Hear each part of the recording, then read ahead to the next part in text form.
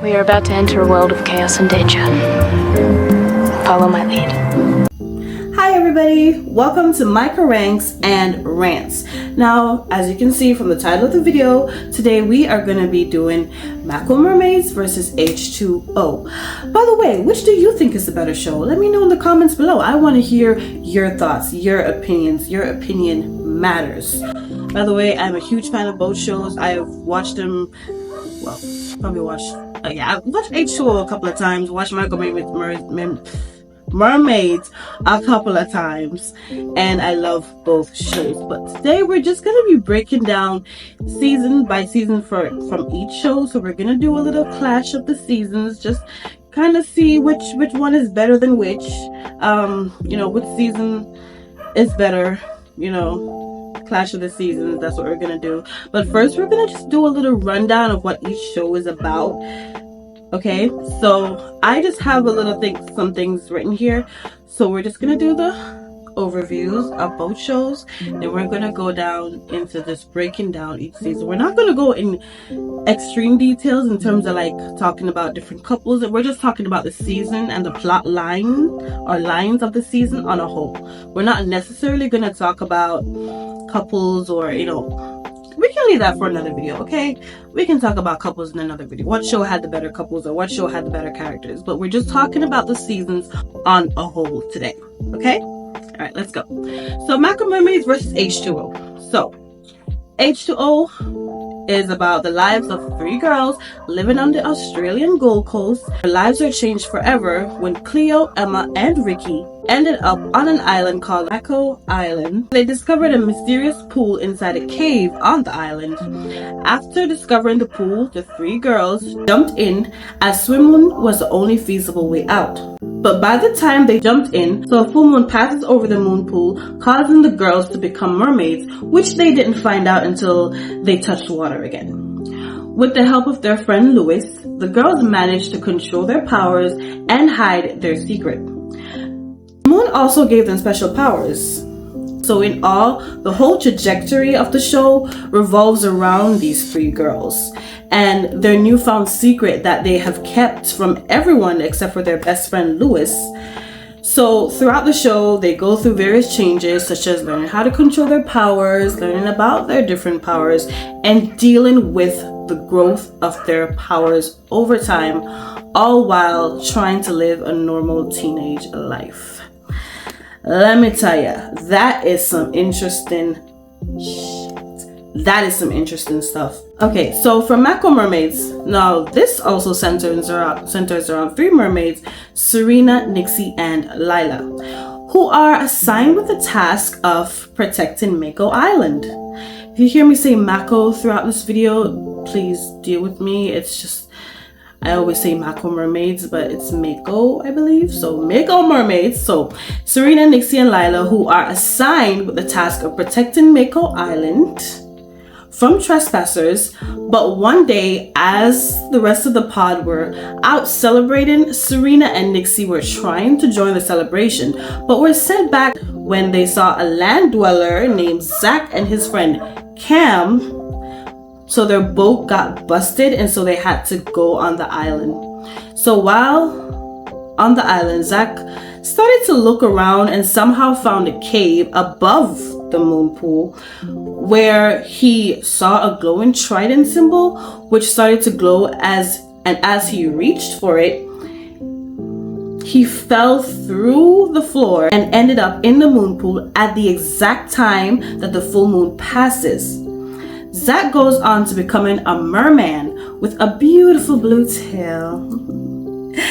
And threatened by his existence, the mermaid pod are forced to move away, abandoning Serena, Nixie, and Lila, who in a bid for survival must get legs, venture onto the land, and take back Zach's powers, or risk being outcast from their pod forever.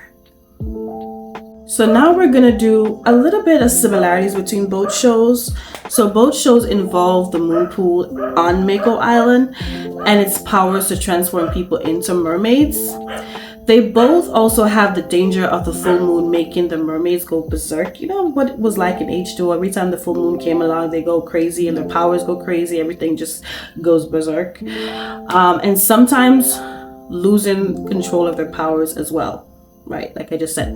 And differences between the shows. Mako Mermaids digs deeper into the history of mermaids and mermans. Mako Mermaid also introduces the trident. Mako Mermaid also introduces moon rings, and moon rings amplifies mermaids' powers 100 times more, and they are dangerous. So if a mermaid does not know what she's doing, it can be harmful to them and others. Okay? So to use a moon ring, a mermaid has to focus on her intent in order to use it. And also, Mako Mermaids gave a sense of what pods looked like. So as the show started, they were like, here, this is what a pod looks like. We didn't see that in H2o, okay? So Mako Mermaids also got cultural. They showed us a pod from a different part of the world, that was China, and their ways of mermaid magic. And if you pay attention, the way how the mermaids from Mako Island use their powers and their ways are completely different from what is over in China. Their pods, I think how they do their powers are like, and they do a little movement with their powers in their hands, and they just, you know, that's how they do their mermaid magic, right? And so there's so many differences between Mako Mermaids and like the mermaids from China.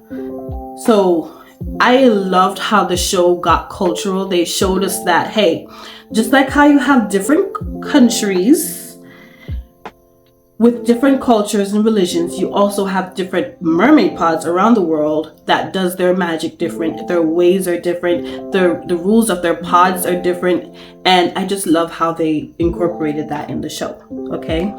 So the show spawned 3 seasons, and that is a lot, especially for a spin-off, but they had the possibility of continuing it for at least 2 more seasons. Why? Because by going deeper into ways and traditions of different pods around the world, they can have the possibility of doing 2 more seasons, because they can maybe go to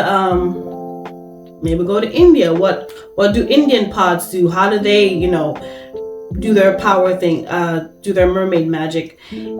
I just feel like them being cultural in like the last season of the show, showing what another pod can do, different from what the mermaids at Mako Island can do. I just think they could do so much more with that plot line and just bring the show further, because Mako Mermaids was popular. Okay, maybe I don't know if it was as popular as H2o, because of course it is original and everybody loves H2o, and I understand that. Okay, I understand that. But it was still popular just the same. So I feel like they could have spawned at least 1 or 2 more seasons, or even just 1 season, just showing us how other mermaid pods do their thing, and, you know, just drop in other important, nice, spicy storylines and plot twists, because there was a lot of plot twists in Mako Mermaids, like a whole lot. Let me just tell you that. But anyways, so we are gonna go down into the battle of the seasons. So here, like I said before, we're just gonna do a little overview of the major plot lines in the show. Like I said, we're not gonna go down into couples or characters themselves. We're just giving you the main plot line of each season of each show. So of course, we are gonna start off with H2o, okay, and then Mako Mermaids, and then back and forth, okay. So for season one started off interesting, you know, with the girls turning into mermaids and gaining their mermaid powers. And as the season went on, it focused on the girls learning to control their powers, understanding their newfound mermaid selves, while trying to keep it all a secret from everyone but Louis. Louis throughout is always searching for answers as to how they transformed into mermaids, how to make, and also I think at one point how to make them water resistant, because, you know, every time they touch water they turn into mermaids. Louis also uses his science brain, yes, to help the girls figure out their mermaid selves. So as the episodes go on, they meet this lady that somehow knows so much about mermaid powers. I don't think I remember exactly how that part went, but she kind of in a way served as like a guide for them, with all her knowledge on mermaid powers and full moon and all of that. I guess she probably knew someone who was a mermaid, or she was herself, but I don't remember the show actually showing how she knew that information, or probably they did. If not, let me know in the comments below how she knew about that, because I don't remember that from the show. I did look over the episodes, I did watch, I think, the shorts for them, but I still couldn't find how she knew so much about mermaids, but yet still she could tell them about the full moon and all of that. But anyways, moving on. So by the end of the season, they got discovered by some mad scientists who captured them, and in desperation to make money off of them. Zane was somehow a part of this, but he came to his senses and set the girls free. But in order to remain safe, they had to pretend to lose their powers in order to keep safe from such scientists to, ever come in and capture them again. So, season 1 of Mako Mermaids. To me, this one had a stronger start. It wasted no time in letting you know what was about to go down and how hard it was about to pique your interest. So, as I said in the overview, it started with the land dweller named Zach, and yes, they call them land dwellers on Mako Mermaids. So if you were not a mermaid, you were a land dweller, and that is what they call you on the show. Yeah. Anyways, so as I said in the overview, with the land dweller named Zach, who fell into the moon pool, which activated his merman powers. And I say activated because, spoiler alert, he was born a mermaid. Hence why they were never able to take away his powers, because I did say in the overview that they are now tasked to take away his powers because he wasn't supposed to get them in the first place. So each time they try, nothing ever happened, and they tried every possible way they knew. But we'll get down to that as we get into the different seasons. So the season focused on the girls Lila, Serena, and Nixie trying to take his powers so that the pod will feel safe living on Mako Island again. As he gets used to his powers, he starts being drawn to Mako Island each time there was a full moon.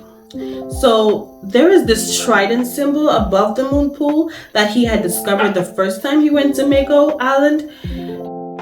Each time Zach went to Mako Island, he would go to where the trident symbol is, but then he finally gets to touch the symbol and goes through the portal. And when he goes through the portal, he finds that there's a trident. So mesmerized by it, or fascinated with it, he took the trident anyways, despite the girl's best efforts to keep the trident from him. So let's talk about Cam. So throughout the season, you see his jealousy of Zach's powers grow until he finally acts on it by stealing the trident and going to Mako Island on a full moon with hopes of becoming a merman and controlling the trident himself. Anyways, before Zach had seen how dangerous the trident is to his mermaid friends and had decided to lock the trident away, the mermaids, with the help of Zach, stopped Cam as he was about to enter the moon pool. So the trident, so I'm just here explaining what a trident is in case you're lost, because I've always heard about a trident, especially in The Little Mermaid. We know about the trident, but we don't know exactly what it's used for, or we kind of have a sense of what it's used for, but we don't have much information on it. So I'm just going to give you a little rundown of what the trident is. So the trident is a mysterious object found by Zach Blakely in the show, obviously. It looks similar to Poseidon's trident from Greek mythology, and it can control lightning, drain the life force of mermaids, detect invisibility, because in the show, one of the powers of the mermaids were becoming invisible. So the trident can, detect if there's any invisible mermaids around. And possibly can do more in control of the merman who possesses it. So I'm guessing if they focus on what they want to do with the trident, they can accomplish that. So I have been saying so many good things about the show so far, and it's because it's about a specific character who is Lila. I never liked her. She was the only thing about the trio in season 1 that I didn't like. Because I did like the other 2 girls. I did like Nixie and Serena. I think they were really cool. But the better trio did come together for me in season 2. That was the best trio of the show, okay? Side note, the creators knew that with a well-loved show like H2o, if they were gonna make a sequel or spin-off, they had to come hard. And they did. Because it is one of the best spin-offs I have ever seen in my life. I have ever seen. I was expecting Mako Mermaids to be one more similar to H2o. I honestly thought that they were going to just get another group of friends, turn them into mermaids, give them similar experiences and similar powers, and while navigating all of this, they were living a normal teenage life. Okay, I thought they were just gonna do the same thing, but they didn't. They came with a bang. I love that. Yes. So because I thought it was gonna be like the original, I thought, oh, I'm not gonna like it, because if they're just gonna bring the same thing, it's not gonna be the original. It's just gonna be something that they were trying to do. But it was really good. Let me just tell you, it was really, really insane. Okay, loved it. And to me, it was a lot more fascinating, which really opened me up to what a great show it turned out to be. Anyways, getting into H2o season 2. This to me is one of the most interesting seasons of the show. To me, I enjoyed every moment of this season. From Cleo's petty behavior, to Charlotte's insanity, to Louis blowing her off for the girls all the time, and Ricky and Zayn's relationship. I am a huge fan of Ricky and Zayn, and season 2 was the best. It was like the highlight of their relationship. I love Ricky and Zayn, but we're not talking about couples today, okay? But we can say that for another video, because we're not going to get down, like I said before, we're not going to get down into specific characters or couples. We're just talking about the shows on a whole, but just throwing it out there. I love Ricky and Zayn. In this season, I always felt like Charlotte brought a little bit more spice to the show. She was actually one of the best antagonists I have ever seen. That role was well played. The actor who played it, thumbs up. But basically in this season, Charlotte starts by trying to be friends to the girls and Louis, but everything went downhill when Charlotte asked Cleo if she could pursue Louis, and Cleo basically told her that she could pursue Louis, and then proceeds to get jealous every time she sees Louis and Charlotte together. And then even though Louis asked her if he wanted to get back together. Honestly, I used to think that, oh, Charlotte has been the bitch the entire show, but look into it, guys. Just really look into it. Charlotte wasn't the only bitch on the show. Cleo was one too. She was being petty the entire time, because she's gonna tell the girl, oh, go ahead, she's gonna tell her, oh, go ahead, it's fine, me and Louis are just friends, go and talk to Louis if you want. And then you're gonna be jealous every time you see them together. I honestly don't like that, honestly. Because before the first time I watch a show, I keep thinking, oh, Charlotte is a bitch in the entire season. I'm not saying she's a great character. I'm not saying she's perfect. I'm not saying she's an angel, because she's not. But I do feel like she has some mental disorders. Probably something having to do with obsessive. I'll probably put what I think it is on the screen or not. You can go and check it out. I don't know. Okay. But I honestly think that this girl has some mental problems. I think I saw that more when it was the episode with Louis's party and how she was behaving.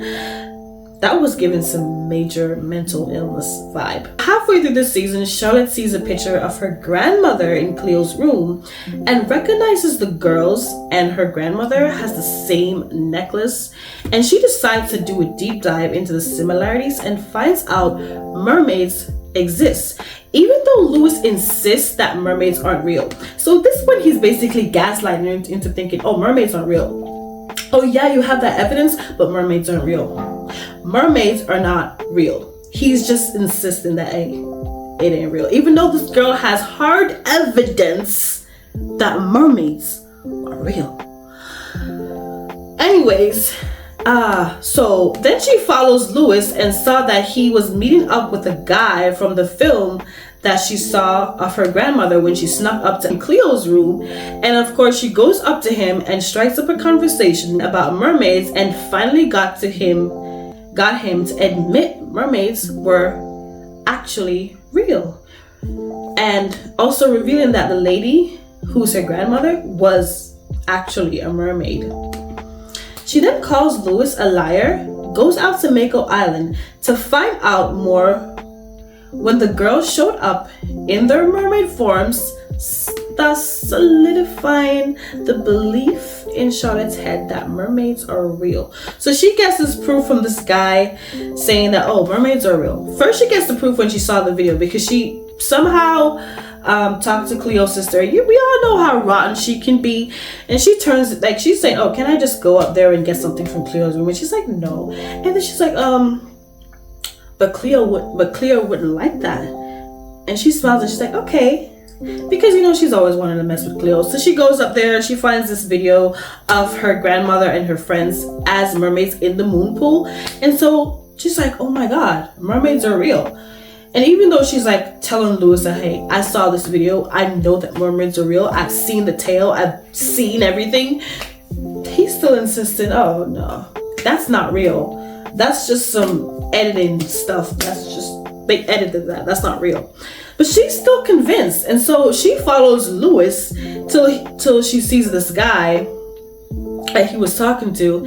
And so, like I said, she struck up a conversation, and then, you know, talked about her grandmother and how she saw, you know, or find out that she's a mermaid, and she asked if mermaids were real, and he was like, yeah, mermaids are real. Like I said, she goes out to Mako Island trying to find more answers. Then the girls just shows up in their mermaid form, and like I said, solidifying the belief that mermaids are real. Anyways, then Charlotte goes to getting herself transformed into a mermaid.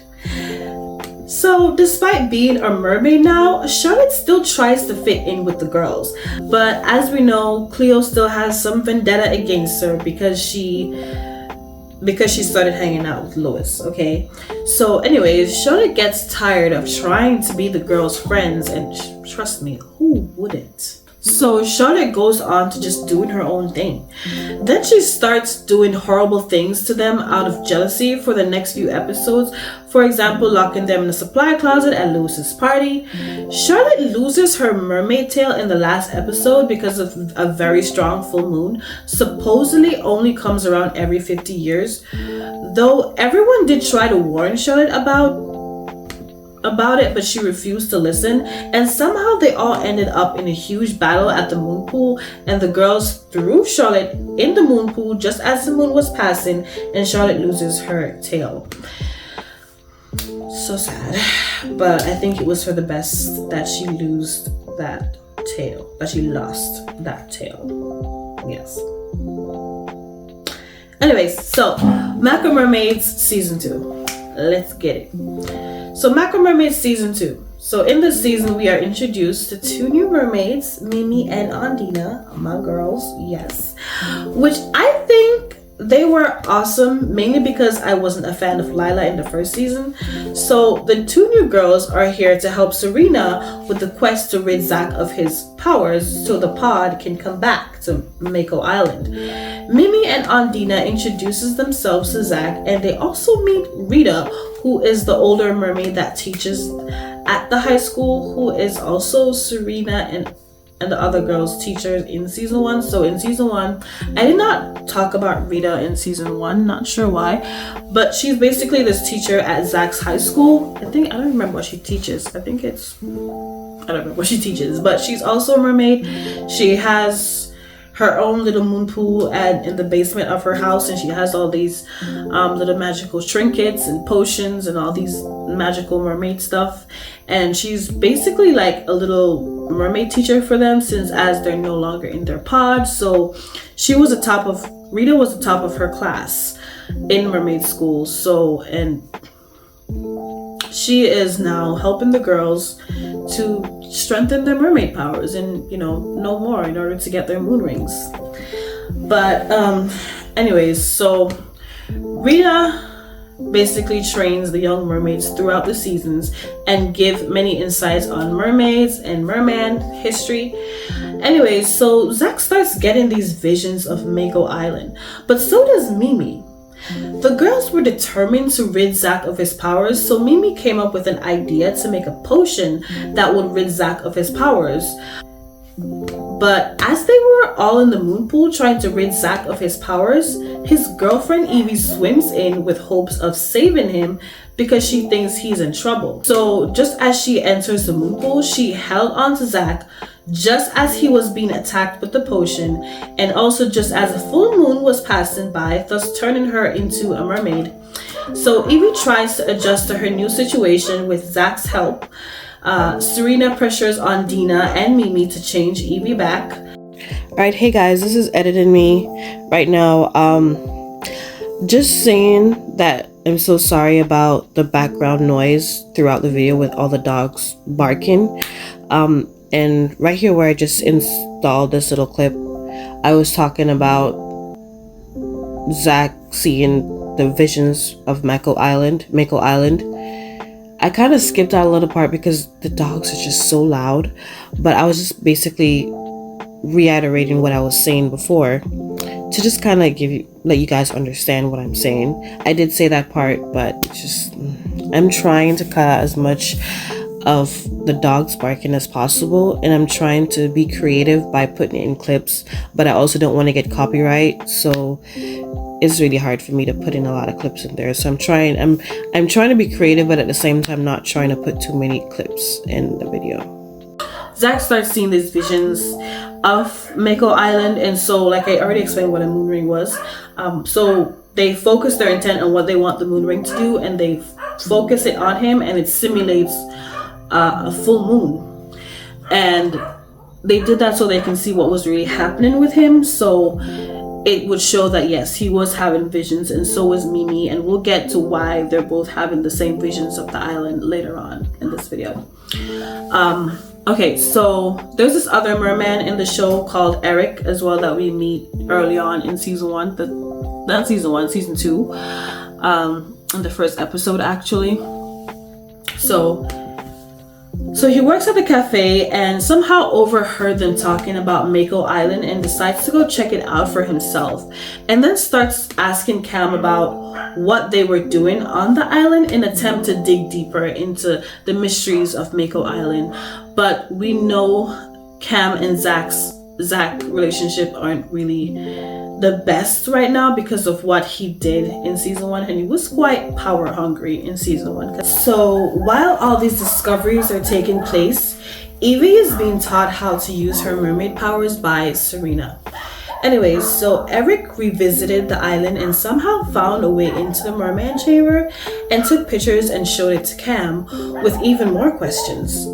And now, after everyone finds out that Eric is also a merman, he starts helping Zack to understand how the merman chamber works, but the head of the council catches him trying to activate the mermaid chamber, and then it was revealed that only the merman bloodline who created the chamber can activate and control it. It was also revealed that Zack was born a merman, and also that he and Mimi were brother and sister, and their mom was the most powerful mermaid and the only one strong enough to put an enchantment spell that prevented him from getting a tail his entire life until the moon pool activated it. Now, let me give you a little story about the merman chamber. So basically it was designed to absorb power from the moon pool and subsequently every mermaid's magic. The merman who built the chamber fell in love with a mermaid and decided not to activate it, and instead found ways to invoke peace and stop the war once and for all. Since only a member of the merman's bloodline could activate the chamber, no other merman had been able to use it since then, and it became a lost ruin. So thousands of years later, the chamber was discovered by Zack, Blakely. Now, Eric, knowing about Zach's connection to the chamber, he wants to release its full potential, believing it could add to the power between merman and mermaids, and use the trident stone to steal Zach's power when he refused to do it. So essentially, we're saying that in the show, Eric thought that the chamber could add to merman and mermaid powers, and when he spoke to Zach about it, for some reason he didn't like the idea, and so he wanted to steal his powers. So he had a whole villain moment in the show too. By releasing the chamber's power, the mermaids almost died, and Zach had to stop it, although he nearly dies himself in the process. So the trident stone is then turned to dust after Mimi uses it to heal Zach, thus ending the chamber's threat permanently. So that was season 2. So season 1 was all about the trident, very interesting, awesome. And then season 2 was all about that merman chamber and the things that it can do to mermaids. Yeah, that was what it was all about. Okay, so H2o season 3. That dreadful season. Okay, so H2o season 3. The one where Emma isn't a part of the show anymore. I call this season the Attack of the Water. Yeah. Anyways, Emma is replaced by this new mermaid named Bella, and another character named Will was also introduced. So basically this season, the girls gets attacked by a water tentacle on the first full moon of the season, and throughout the season they are repeatedly attacked and drawn to Mako Island.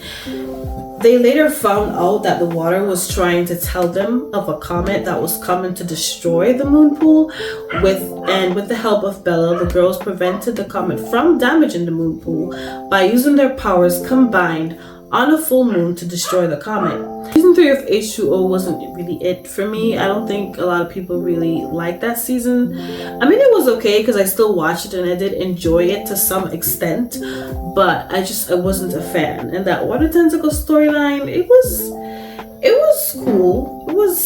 It was alright.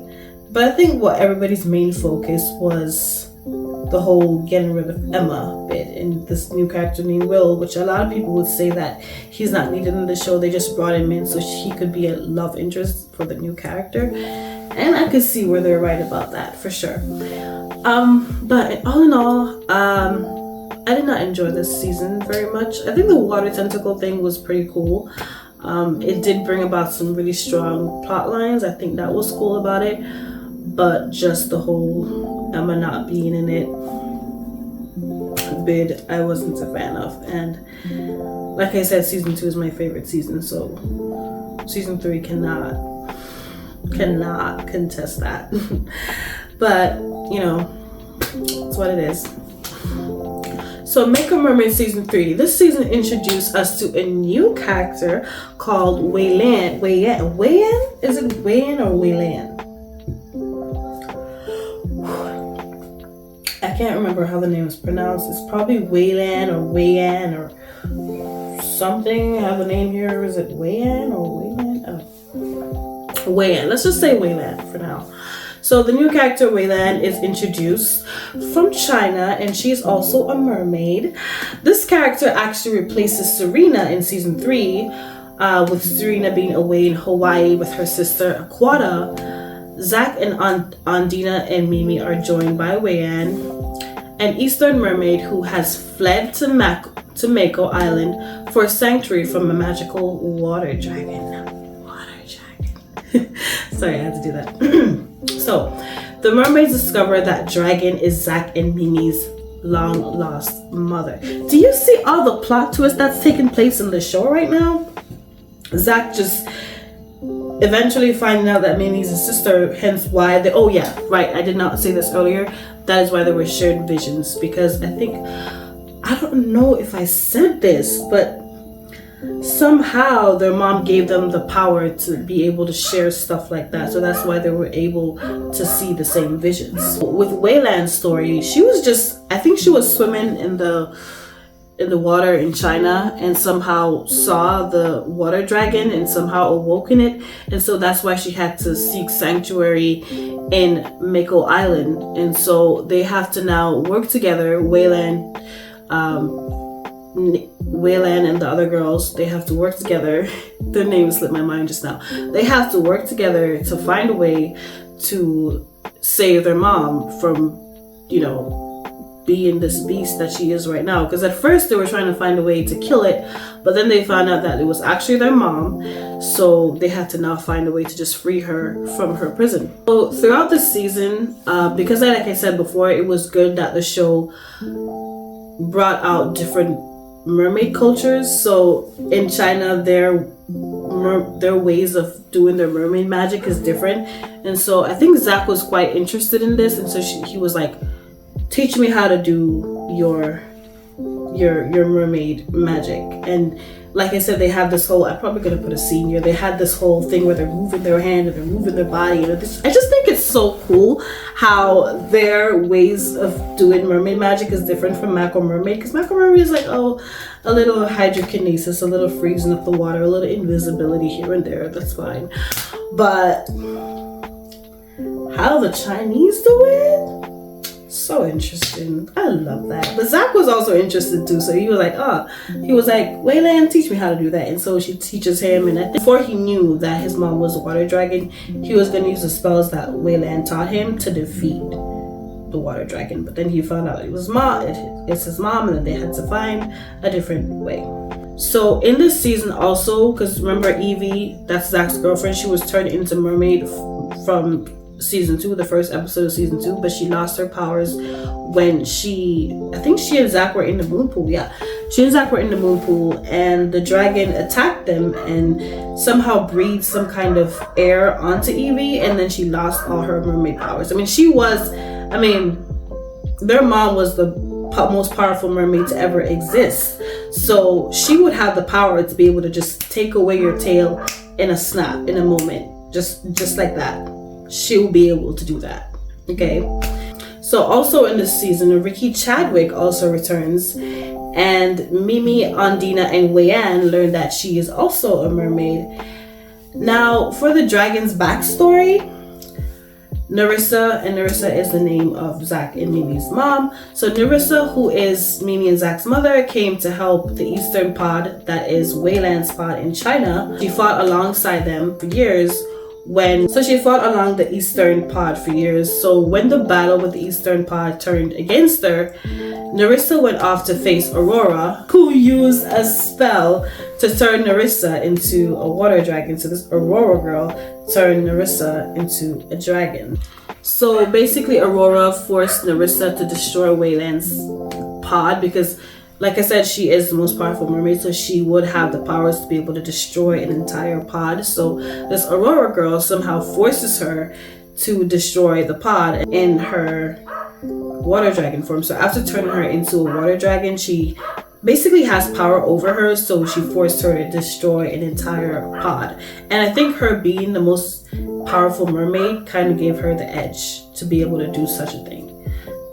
So it's not just being the water dragon, it's also being the most powerful mermaid turned into a water dragon. Therefore, to me, I think it amplifies her powers and what she can actually do. So that's a huge threat to an entire pod. She can wipe them out like that, just like that.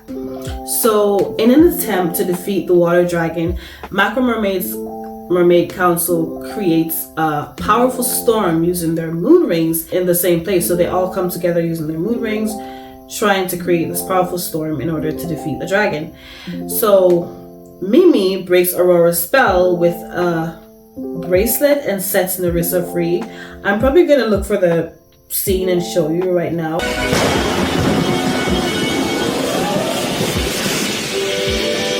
So you can have an idea of what I'm trying to say.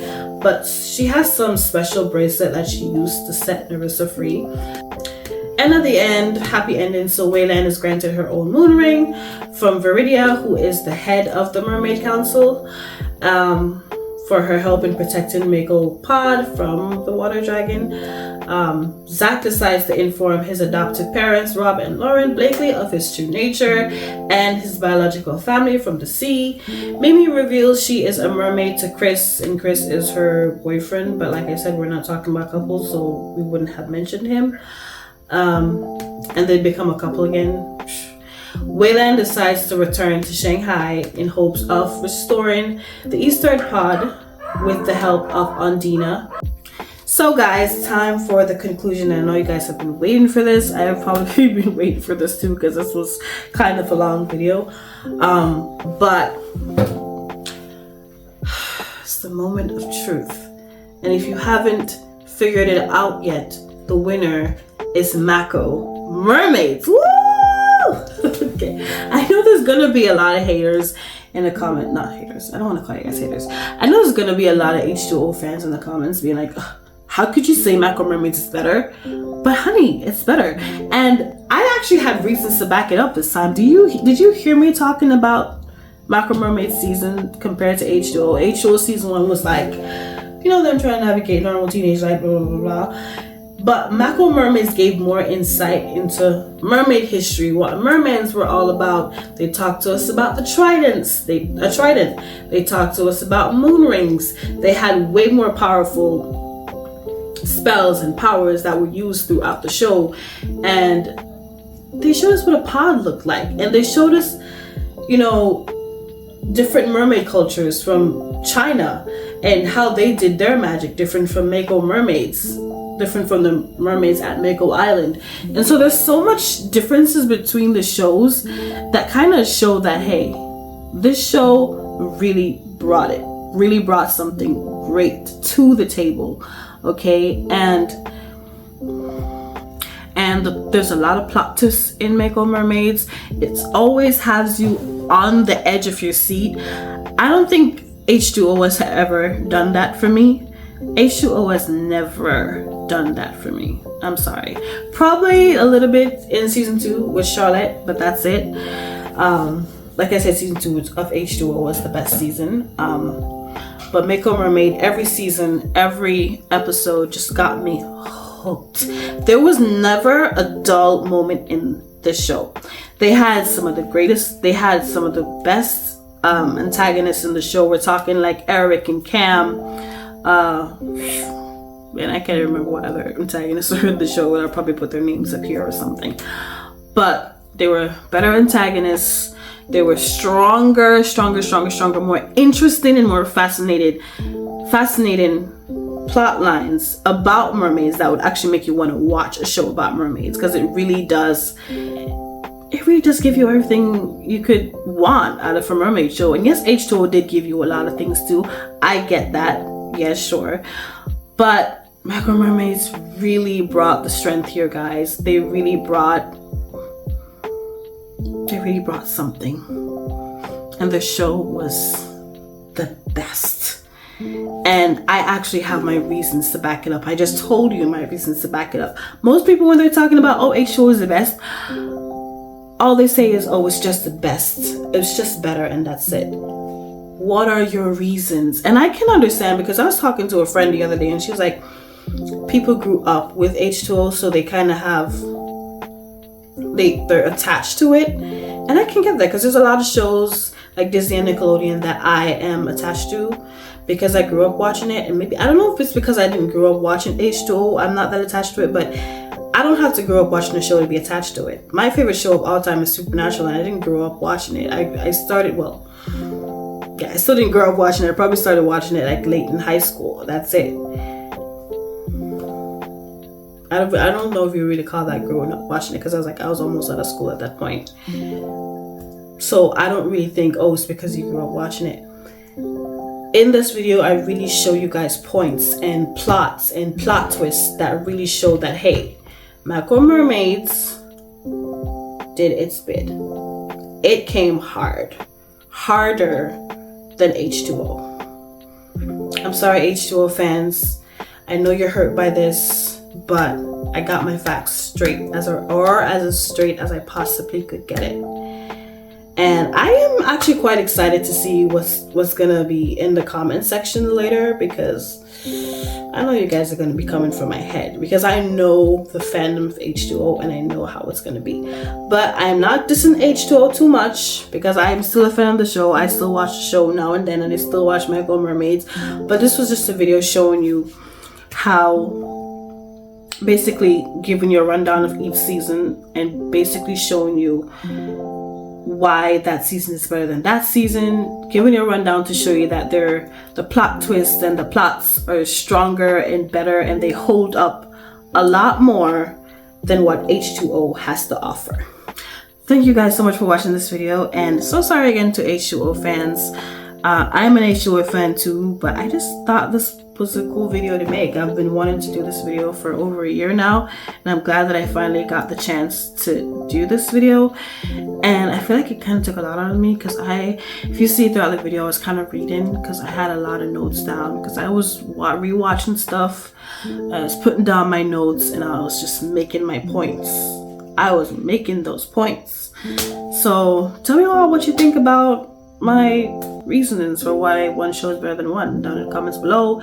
And if you're a huge H2O fan, you can also say why you think H2O is better. I would actually love somebody to come in the comments and tell me some valid reasons in terms of plot lines, you know, storylines and plot twists, if H2O had any plot twists, and show me why you think. And I'm talking as a whole, like the seasons and the show as a whole, and we're not breaking down into characters or couples here. We're just talking about the show on a whole, and the plot line, the major plot lines of the show. Get down there and tell me why you think H2O is better, okay? But I don't know, thank you again, and you guys have a great day. Bye.